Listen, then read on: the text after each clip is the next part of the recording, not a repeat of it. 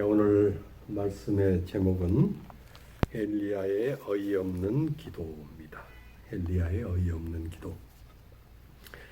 열왕기상 19장 4절 말씀을 오늘 본문의 말씀으로 선택을 했습니다. 구약성경 550페이지 550쪽 열왕기상 19장 4절입니다. 제가 봉독하겠습니다. 스스로 광야로 들어가 하룻길쯤 행하고 한 로뎀나무 아래 앉아서 죽기를 구하여 가로되 여호와여 넉넉하오니 지금 내 생명을 취하옵소서. 나는 내 열조보다 낫지 못하나이다 하고. 여기 선지자 엘리야가 하나님께 기도를 하는데 지금 내 생명을 취해달라 그렇게 기도를 합니다. 뭐 쉽게 얘기하면 날 죽여달라는 것입니다. 근데 살려달라고 기도는 많이 하지만 이 죽여달라고 기도하는 것 참 하나님께서 이 기도를 어떻게 들으셨을까 싶은 생각이 듭니다. 그런데 엘리야가 왜 이런 기도를 하게 됐는지 오늘 함께 말씀을 나누려고 생각합니다. 사람이 참 간사하기도 하고 연약하기도 하고 또 심지어 무능력하기도 합니다. 정말 간사합니다. 그죠? 그리고 참 약합니다. 그리고 무능합니다. 사람이 얼마나 어느 정도 간사할까? 마가복음 14장 72절에 보면 베드로에 대한 이런 기록이 나옵니다. 닭이 곧 두 번째 울더라. 이에 베드로가 예수께서 자기에게 하신 말씀 곧 닭이 두 번 울기 전에 네가 세 번 나를 부인하리라 하심이 기억되어 생각하고 울었더라. 이 일이 있기 불과 하루 전에 베드로는 호언장담을 했습니다. 예수님께서 제자들을 향해서 너희가 다 나를 버리리라고 말씀을 했습니다. 이제 십자가에 달려 돌아가실 것을 예수님께서 아시고 제자들에게 너희가 다 나를 버릴 것이라고 얘기를 했습니다. 그러자 그 말이 끝나기도 전에 베드로가 불쑥 튀어나와서 예수님께 다 버릴지라도 나는 그렇지 않겠나이다 라고 큰 소리를 쳤습니다. 예수님께서 그렇게 말하는 베드로의 그 비장한 모습, 결연한 그 표정을 보고 아주 난처한 그런 기색으로 다시 베드로에게 또 얘기를 했습니다. 내가 진실로 너에게 이르노니 오늘 이 밤 닭이 두 번 울기 전에 네가 세 번 나를 부인하리라. 내가 진실로 너에게 이른다고 하는 것은 이건 거짓말이 아니라는 것입니다. 또한 닭이 두 번 울기 전에 세 번 부인하리라고 이렇게 정확하게 언제 그리고 몇 번 그 숫자까지 언급하신 것은 이것이 정확한 일이라는 것입니다. 그런데 베드로는 예수님께서 말씀하신 이 말씀에 대해서 다시 또 그렇게 대꾸를 합니다. 마가복음 14장 31절에 보면 베드로가 힘있게 말하되 이 아주 그냥 목에 핏대를 세우고 힘을 주어서 말을 하는 것입니다. 그리고는 내가 주와 함께 죽을지언정 주를 부인하지 않겠나이다 하고 모든 제자들도 이와 같이 말하니라. 베드로는 혹시라도 예수님이 못 믿을까 봐 힘을 주어 말을 했습니다. 그리고는 아주 분명하게 내가 죽는다고 해도 절대 부인하는 일은 없습니다. 얼마나 베드로가 단호하게 큰 소리로 얘기를 했는지 베드로의 그 말에 다른 제자들도 자기들도 그럴 것이라고 동의를 했다는 것입니다. 그런데 겟세마네에서 예수님이 잡혀가고 제사장 가야바의 궁전에서 신문을 당하게 됐습니다. 베드로는 걱정스러운 마음에 그 재판정의 뜰까지 쫓아갔어요. 하지만 베드로의 그런 예수님에 대한 걱정하는 마음과 또 다른 그런 또 하나의 마음이 그의 속에 자리하고 있었습니다. 영감에 그린 시대의 소망 710페이지는 이렇게 기록을 합니다.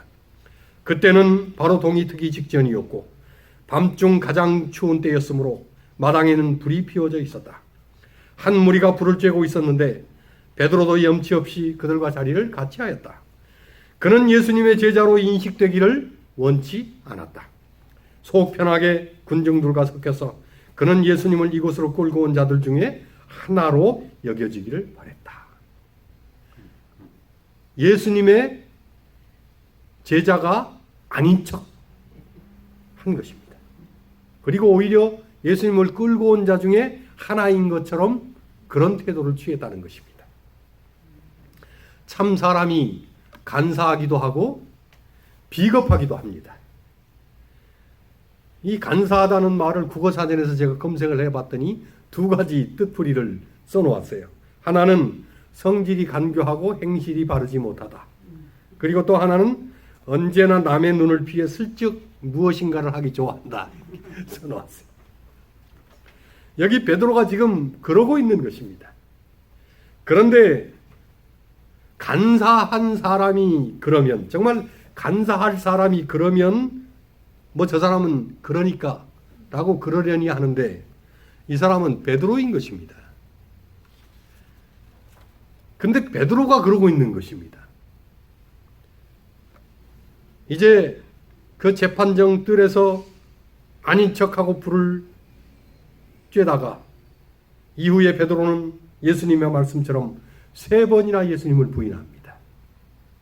그리고 3번째에는 저주하며 맹세하기까지 하고, 그리고는 나는 이 사람을 알지 못한다고 대답을 했습니다.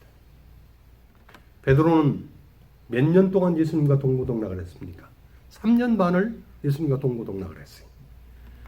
사람이 하룻밤에도 만리장성을 쌓는데 3년 반을 같이 먹고 자고 했으면 적어도 이 사람을 알지 못한다는 말은 하지 말아야 하는 것입니다. 어떻게 그렇게 말을 할 수 있겠습니까? 그것도 저주하고 맹세하면서까지 그럴 수는 없는 것입니다. 그런데 그 누구도 아닌 베드로가 이런 짓을 한 것입니다. 그러니 사람이 정말 간사합니다. 그리고 누구도 예외가 없습니다. 우리는 어떻게 베드로가 이럴 수 있나 하지만 사실 우리는 더 알지도 모릅니다. 초대교회 순교사화를 보면 정말 수많은 사람들이 예수님을 믿고 예수님을 위해서 목숨을 바쳤습니다. 그런데 사실 그렇게 목숨을 바친 사람들도 있었지만 그보다 더 많은 사람들이 예수님을 배도하고 떠났습니다. 그 중에는 정말 호언장담하던 교인들도 있었을 것이고, 그리고 영적인 지도자들도 있었을 것입니다. 한국에서도 일제강점기에 신앙을 수호했던 많은 순교자들도 있었지만 일제의 강압에 굴복하고 교회 해산에 앞장선 그런 배도자들도 많았습니다. 그런데 그런 교회 해산에 앞장선 배도자들이 평소에 하나님을 안 믿는 사람이었는가? 그렇지 않은 것입니다. 지도자들 가운데에 교회 해산에 앞장선 그런 지도자들이 얼마나 많았는지 모릅니다. 사람이 간사하고 비겁한 것입니다. 그런데 이것이 정말 남의 이야기일까 하는 것입니다. 혹시 조금만 힘들어도, 조금만 어려워도 내 신앙도 흔들리고 믿음이 없는 것처럼 간사하지는 않는가 하는 것이 오늘 베드로가 우리에게 동일하게 도전하고 이야기하는 교훈인 것입니다. 또 사람은 정말 연약하기도 합니다. 얼마나 어느 정도 연약할까? 마태복음 11장 2절로 3절에 보면 침례 요한에 대한 이런 기록이 나옵니다. 요한이 옥에서 그리스도의 하신 일을 듣고 제자들을 보내어 예수께 여짜오되 오실 그이가 당신이오니이까 우리가 다른 일을 기다리오리이까. 침례 요한은 이미 예수님께서 어떤 분인지를 알고 있었습니다. 유대 광야에서 회개의 기별을 외치고 침례를 베풀고 있을 때에 예수님께서 그에게 찾아오셨습니다. 요한은 예수님을 보는 순간 보라, 세상 죄를 지고 가는 하나님의 어린 양이로다. 그렇게 증거를 했습니다. 많은 사람들 앞에서 이 진실한 사람이 예수님이 어떤 분이신지를 분명하게 알고 그리고 예수님을 선포한 것입니다. 그리고 예수님께서 요한에게 침례를 받고자 했을 때에 요한이 분명하게 또 얘기를 했습니다. 내가 당신에게 침례를 받아야 할 터인데 당신이 내게로 오시나이까. 그러자 예수님께서 을을 위하여 이것을 허락하라. 그렇게 말씀하시고 침례를 받으셨어요. 예수님께서 침례를 받으실 때에 그리고 침례 요한이 예수님께 이 침례를 집례할 때에 물 위에서 이제 다시 올라오시는 그 예수님 위에 성령이 임하는 것을 침례 요한은 보았습니다. 그리고는 내가 봄에 성령이 비둘기같이 하늘로서 내려와 그 위에 머물렀다 라고 증거를 했습니다. 이후에 사람들이 예수님을 따라가는 것을 요한의 제자들이 걱정을 하면서 선생님, 많은 사람들이 예수님을 쫓아갑니다. 그렇게 말을 하자. 또 그 유명한 말을 침례 요한이 합니다. 그는 흥하여야 하겠고 나는 쇠하여야 하리라. 그분이 메시아고 구세주라는 것입니다. 그리고 언젠가는 사람들이 요한에게 혹 당신이 그리스도가 아니냐 그렇게 말을 했을 때에 요한이 또 대답을 합니다. 나는 물로 너희에게 침례를 주거니와 나보다 능력이 많으시니가 오시나니 나는 그 신들매를 풀기도 감당치 못하겠노라. 그는 성령과 불로 너희에게 침례를 주실 것이요. 침례 요한은 예수님이 어떤 분이신지를 정확하게 알고 있었습니다. 사실은 예수님께서 공생애를 시작하기 위해서 세상에 나타났을 때에 예수님께서 어떤 분이신지를 아무도 알아보지 못했습니다. 하지만 그런 때에 침례 요한은 예수님을 알아보고 하나님의 어린 양이요 성령의 사람이요 메시아요 구세주이심을 증거를 했습니다. 침례 요한은 예수님을 정확하게 알고 있었던 것입니다. 그러다가 침례 요한은 당시 유대 갈릴리의 분봉왕이었던 헤롯의 부정함을 알고 그에게 회개를 촉구했습니다. 하지만 헤롯 안디바는 두려운 마음에 요한을 잡아다가 톡을 감옥에 가두어 버렸습니다. 감옥에 갇힌 채 여러 날이 지나면서 요한에게 낙심하는 마음이 찾아왔습니다. 그리고는 갑자기 심령이 연약해졌습니다. 영감에 그린 시대의 소망 214, 215페이지에는 그 상황을 이렇게 기록합니다. 요한의 생애는 적극적인 활동의 생활이었으므로 그의 옥중 생활의 음침함과 무유함이 그의 마음을 무겁게 짓눌렀다. 변함없이 여러 주일이 지나자 낙담과 의심의 그림자가 그를 덮었다. 요한의 제자들은 그를 버리지 않았다. 그들은 감옥에 접근하도록 허용되었으므로 예수님의 사업에 대한 소식을 그에게 전하고 백성들이 어떻게 그분의 주위에 모여들고 있는지 말하였다. 그러나 그들은 만일 이 새로운 교사가 메시아라면 그분은 왜 요한을 석방시키기 위하여 아무런 노력도 하지 않는지 의심하였다. 어떻게 그분께서 당신의 충실한 선구자가 자유와 아마도 생명까지 빼앗기도록 허용할 수가 있단 말인가? 이러한 의문들은 효과가 없지 않았다. 그렇지 않았다면 결코 일어나지 않았을 의심이 요한의 마음속에 일어났다. 예수님에 대해서 그렇게 확신을 가지고 있었던 침례 요한이었는데 제자들이 와서 예수님이 지금 어떤 일을 하고 있는지 말을 하면서 그냥 그 말미에 정말 예수님께서 메시아라면 침례 요한 당신 같은 선지자를 어떻게 그냥 이렇게 내버려 둘 수 있겠는가? 그런 말을 툭 던진 것입니다. 그리고는 생명까지 빼앗길지도 모르는데 어떻게 메시아라면 그런 일을 허용하도록 내버려 두실 것인가? 그런 말을 들었을 때에 요한의 마음속에 의문되는 그런 마음이 일어나게 됐다는 것입니다. 그리고는 정말 저분이 메시아가 맞나? 하는 의심이 그에게 찾아왔다는 것입니다. 사람은 정말 연약합니다. 그 누구도 아닌 침례 요한이 이런 의심과 낙담에 빠졌다는 것입니다. 예수님이 구세주요 메시아이심을 이미 모든 사람들에게 선포하고 증거했던 요한이 느닷없이 그 제자들을 예수님께 보내서 오실 그이가 당신입니까? 아니면 다른 사람을 더 기다려야 할까요? 라고 묻는 것입니다. 그러니 사람은 정말 연약합니다. 그리고 누구도 예외가 없습니다. 우리는 사실 이보다 더합니다. 조금만 어려워도, 조금만 힘들어도 연약해지고 낙담에 빠집니다.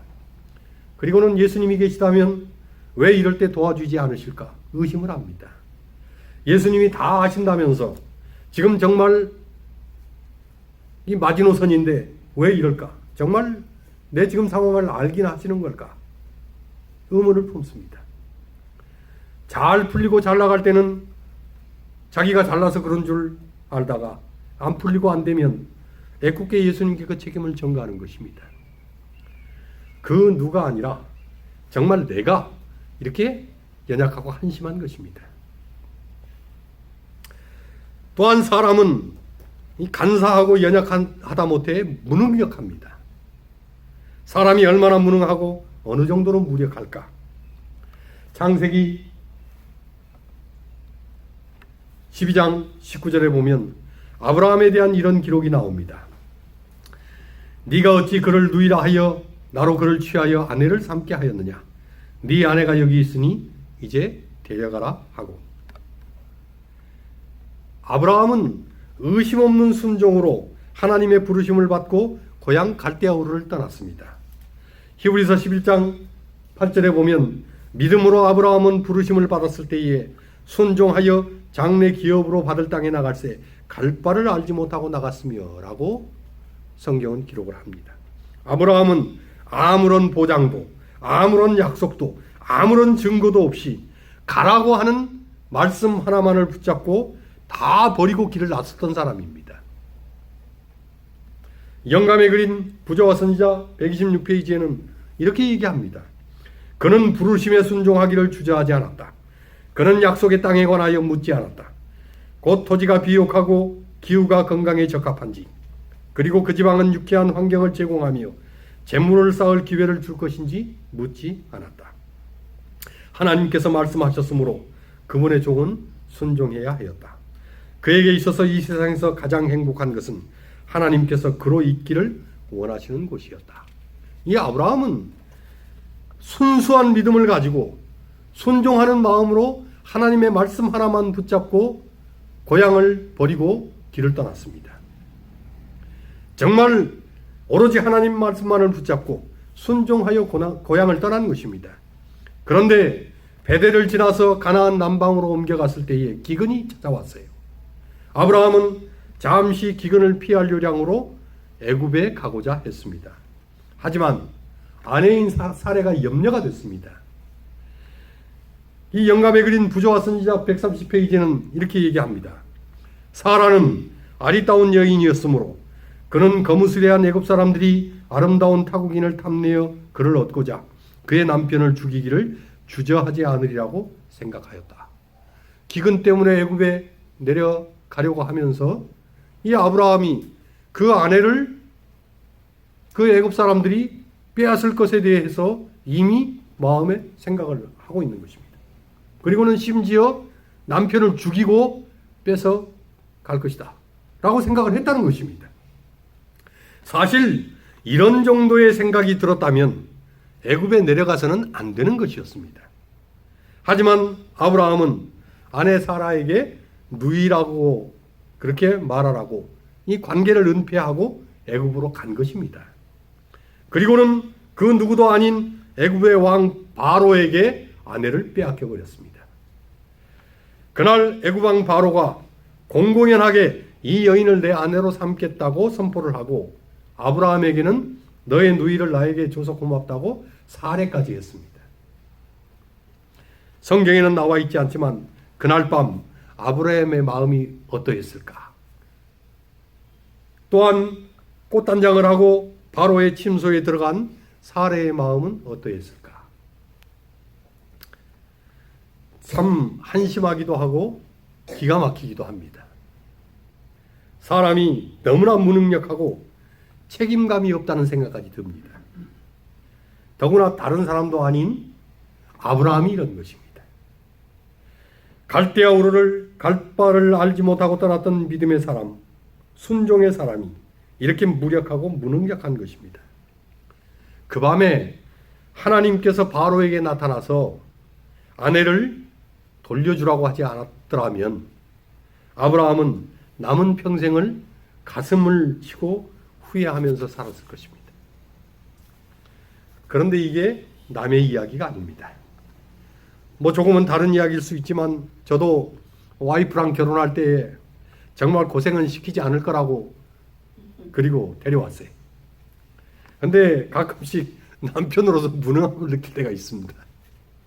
이 몸고생보다 더 힘든 게 마음고생이라는데 정말 뭐 마음고생을 시킨다는 생각이 들 때면 미안하기도 하고 내 자신의 그 능력 없음에 한계를 느끼기도 합니다. 정말 사람은 간사하고 연약하고 무능력하기까지 한 것입니다. 그런데 이 3종 세트를 하나로 포장되어서 선물로 받은 사람이 있습니다. 오늘 처음에 읽었던 본문에 나타난 불의 사람 엘리야입니다. 근데 그럴 만한 사람이 아닌데 참 간사하고 연약하고 무능한 그런 사람으로 전락을 한 것입니다. 열왕기상 18장 32절에 보면 엘리야가 갈멜산 제단에서 불이 내리는 역사를 오직 여호와의 이름을 의지하여 행하였다고 성경은 기록을 합니다. 엘리야는 갈멜산 산상에 제단을 벌려놓고 혼자서 바알의 선지자 450명과 대결을 벌였습니다.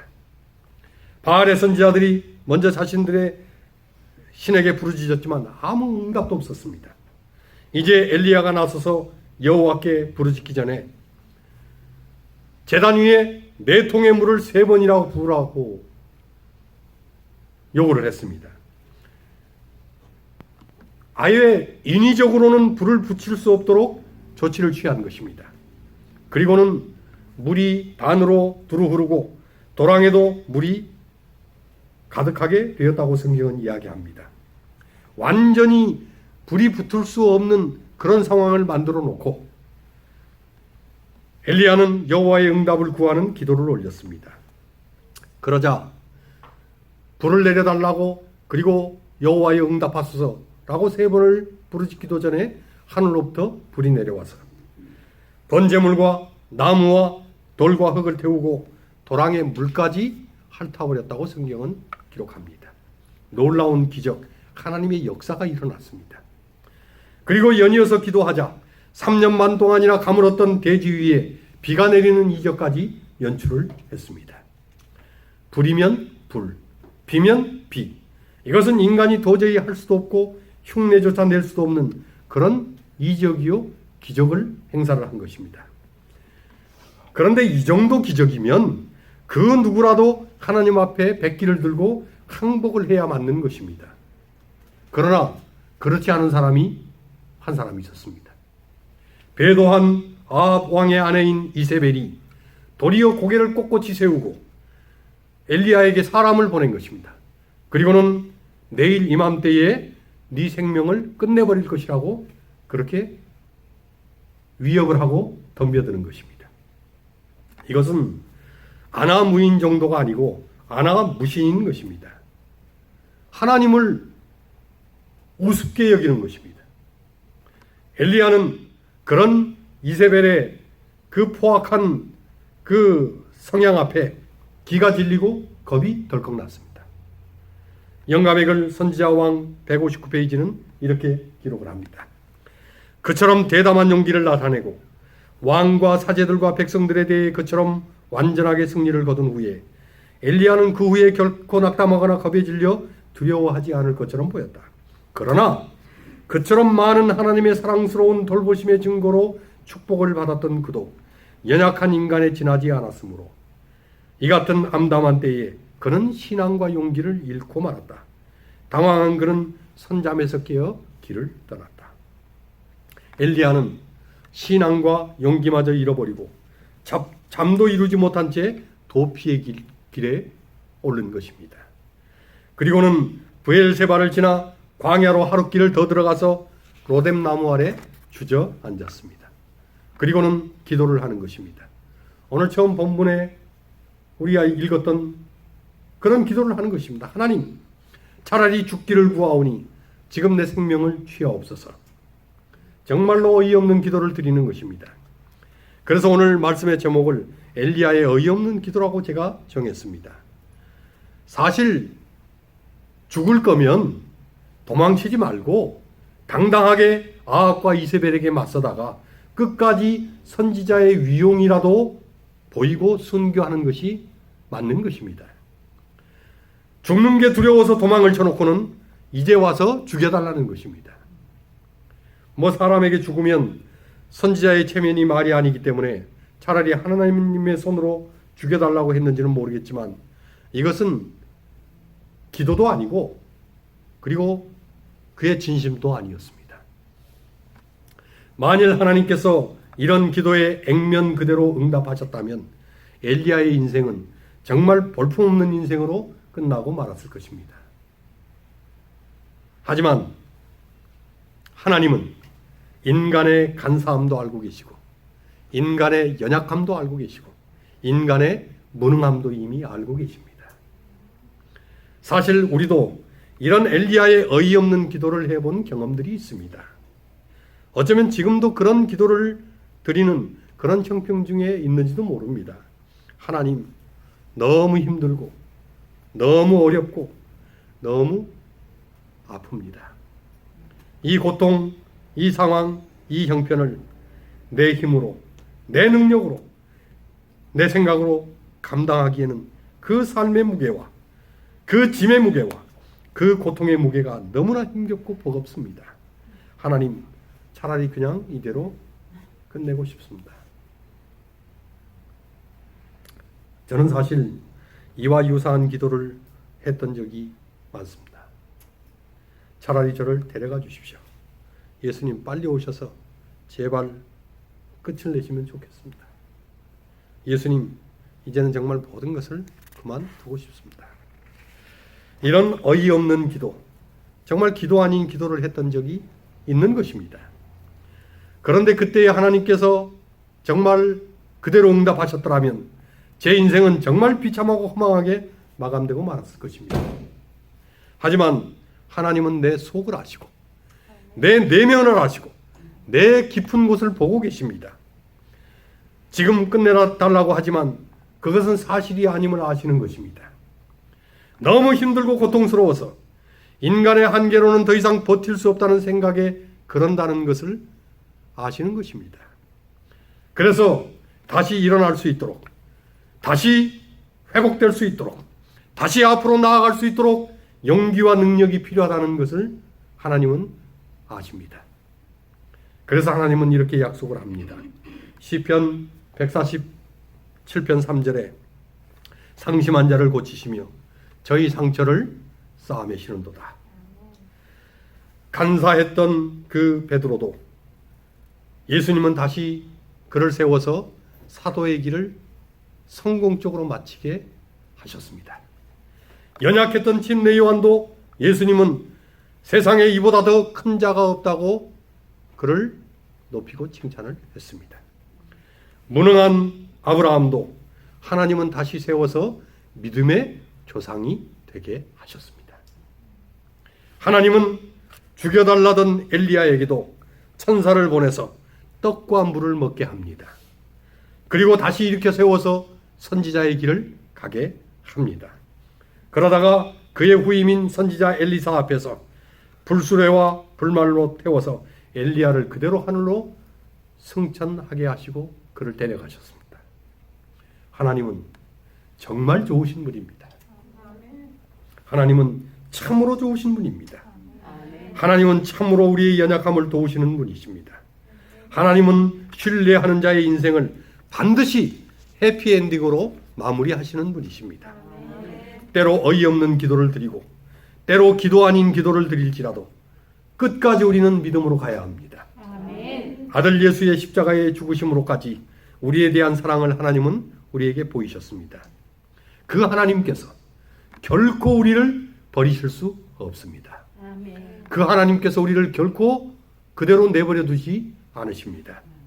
우리가 끝까지 하나님을 의지하면, 끝까지 하나님을 붙들면, 끝까지 하나님께 매달리면 하나님은 반드시 인생을 축복으로 바꾸시고 인생을 축복으로 이끄시고 인생을 축복으로 마무리하십니다. 지금 우리는 코로나19로 인해서 건강적인 면에서도 걱정이 많고 경제적으로도 사실은 굉장히 어렵고 사는 것이 정말 힘들고 빡빡하고 힘겹습니다. 그러나 주님은 이 상황도 견디게 하시고 우리를 도우실 것입니다. 베드로의 주님, 침례 요한의 주님, 아브라함의 하나님, 엘리야의 하나님, 그 주님과 그 하나님과 성령님이 오늘 우리의 동일한 구주가 되기를 간절히 기원합니다. 아멘. 나를 아시고 나를 사랑하시고 나를 도우시는 삼위 하나님께서 나와 언제나 함께 하신다는 것을 기억하시기를 바랍니다. 그리고 그 삼위일체 하나님의 도우심과 은총으로 승리에서 승리로 나아가다가 기쁨으로 예수님을 영접하는 우리 모두가 되시게 되기를 주님의 이름으로 간절히 축원합니다. 아멘.